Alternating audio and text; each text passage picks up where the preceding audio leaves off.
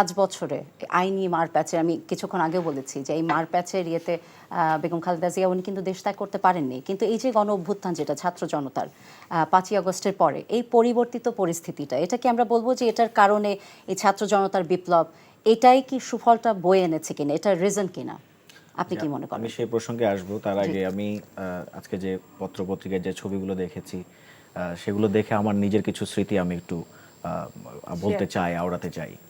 আমি 8ই আগস্ট 2020 সালে ছাত্রলীগের নির্যাতনের শিকার হয়েছিলাম আমার নিজের এলাকায়।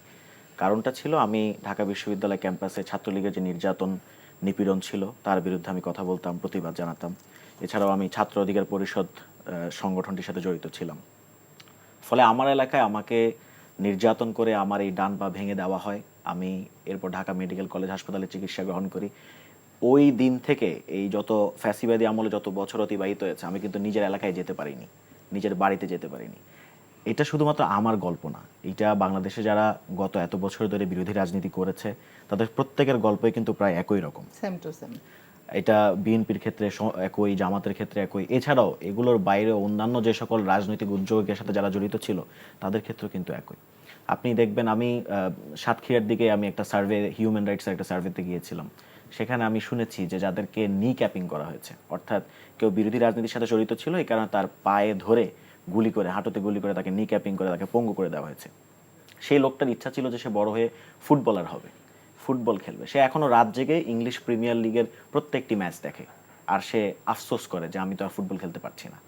ফলে এই যে মানুষের মধ্য থেকে যে মানবিক মর্যাদা হরণ, মানুষের যে মানবিক মর্যাদা বলতে কিছু আছে, বিগত ফ্যাসিবাদী রেজিম সেটা আমাদেরকে একদম ভুলিয়ে দিয়েছিল।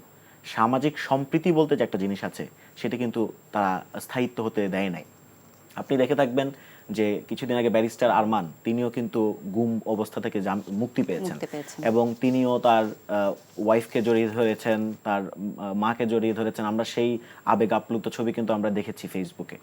আজকে আমরা দেখেছি যে তারেক রহমান তিনি তার মাকে, বেগম খালেদা জিয়াকে তিনি জড়িয়ে ধরেছেন, এবং এই যে আবেগের একটা মুহূর্ত, এটা আসলে মানবিক মর্যাদা যে পুনরুত্থিত হচ্ছে তার একটা চিত্র। আমরা বারবার বলেছি যে আমরা যখন স্বাধীনতা যুদ্ধ করেছিলাম আমাদের স্বাধীনতা যুদ্ধের মূল মন্ত্র ছিল 3টা: সাম্য, মানবিক মর্যাদা এবং সামাজিক সুবিচার, সামাজিক ন্যায় বিচার। এই মানবিক মর্যাদাকে শেখ হাসিনা এবং ফ্যাসিবাদী আওয়ামী লীগ সে একদম ভুলিয়ে দিয়েছিল। যেমন বেগম খালেদা জিয়া সম্পর্কে, ডক্টর ইউনূস সম্পর্কে এত নিম্ন কিছু মন্তব্য করেছে যে টুপ করে পানিতে ফেলে দেওয়া। এগুলো তো আসলে কোনো সুস্থ স্বাভাবিক মানুষের কাজ হতে পারে না। এবং এর মাধ্যমে তারা কিন্তু সোশ্যাল যে ফ্যাব্রিকটা সোসাইটিতে থাকে সেটা কিন্তু ধ্বংস করে দিয়েছে। যেমন আমাদের উপর যখন হামলা করেছে তখন দেখা যাচ্ছে সোসাইটির অন্য যারা আছে তারা চিন্তা করলো, আচ্ছা ওরা তো ভালনারেবল, তাহলে ওদের সাথে এবং ওদের পরিবারের সাথে আমাদের একটা দূরত্ব রাখা হয়তো উচিত, নতুবা দূরত্ব যদি না রাখি তাহলে হয়তো আমিও ভালনারেবল হয়ে পড়বো।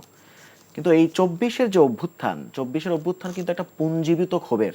এত বছর ধরে যে নির্যাতন নিপীড়ন চলেছে, তারা সবাই ফ্যাসিবাদী আওয়ামী লীগ কর্তৃক যে মানুষরা, নাগরিকরা, বাংলাদেশের সাধারণ নাগরিকরা যে জিম্মি হয়েছিল, তারা এই মানবিক মর্যাদাকে পুনরুত্থিত করার যে একটা লড়াই, সেই লড়াই করেছে। এবং সেই লড়াইয়ের একটা অংশ হিসেবে ছাত্ররা, বৈষম্যবিরোধী ছাত্র আন্দোলনের নেতৃত্বে বিএনপি সহ, জামাত সহ, এবি পার্টি, গণ অধিকার পরিষদ, অন্যান্য যত রাজনৈতিক মত, পক্ষ, দল সবাই কিন্তু এক কাতারে, এক ছাদের নিচে এসে এই ফ্যাসিবাদী আওয়ামী লীগকে হটিয়েছে।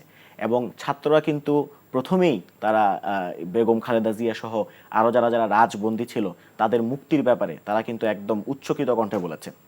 কারণ রাজনৈতিক যে সকল বন্দীরা ছিল তারা কিন্তু একটা প্রেরণা, তারা এত বছর ধরে রাজনৈতিক সংগ্রামগুলো চালিয়ে এসেছিল।